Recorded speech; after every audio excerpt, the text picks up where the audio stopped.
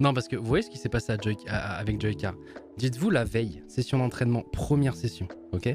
Je prends le Dunlop à fond et sans aucune raison. Mais quand je vous dis vraiment aucune raison, même Febro, ouais, je l'appelle comme ça, maintenant on est proches maintenant.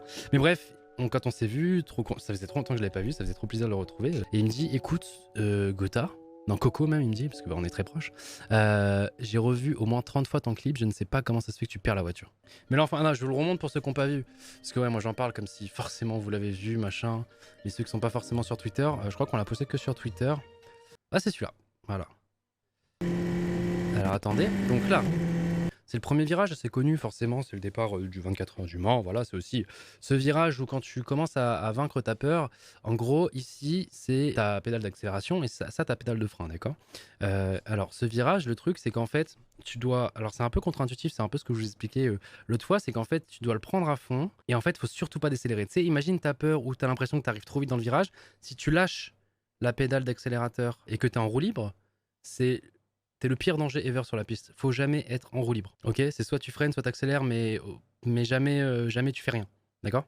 Voilà, par exemple, Domingo avait fait un accident un peu similaire à celui de Joyka, un peu moins grave, où justement, lui, l'erreur qu'il avait fait, c'est qu'il avait lâché l'accélérateur pendant ce virage. Et bref, c'était limite mon virage préféré, je l'ai toujours pris à fond. Là, dites-vous qu'on a déjà fait, je dirais, 8 tours, on est sur la fin de la session, donc je me dis que mes pneus sont bien chauds. Au préalable, les tours précédents, je l'ai pris à fond. Je l'ai pris à fond, ce virage, j'ai eu aucun problème. Et là, d'un coup, je le prends.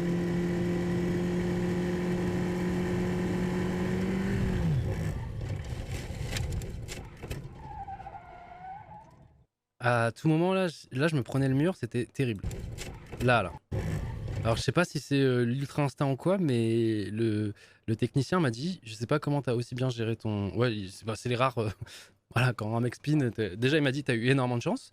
Et en gros, j'ai bien géré le frein parce qu'en gros, si je freinais à fond par réflexe humain, en gros, la voiture, elle aurait continué de...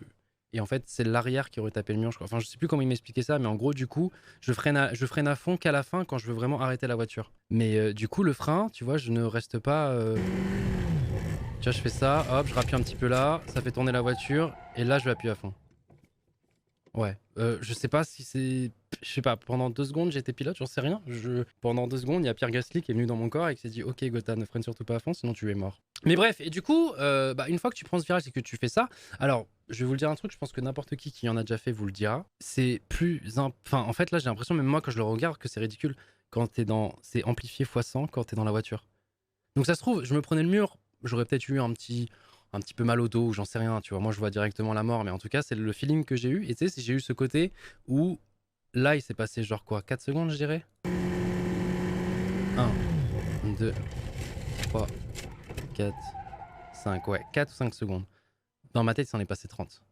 Tu vois, genre là, s'il n'y avait pas l'overlay qui t'indiquait que t'étais à 200, tu vois, 197, 190, 197, 200, t'as même pas l'impression d'être à 200. Tu vois ce que je veux dire?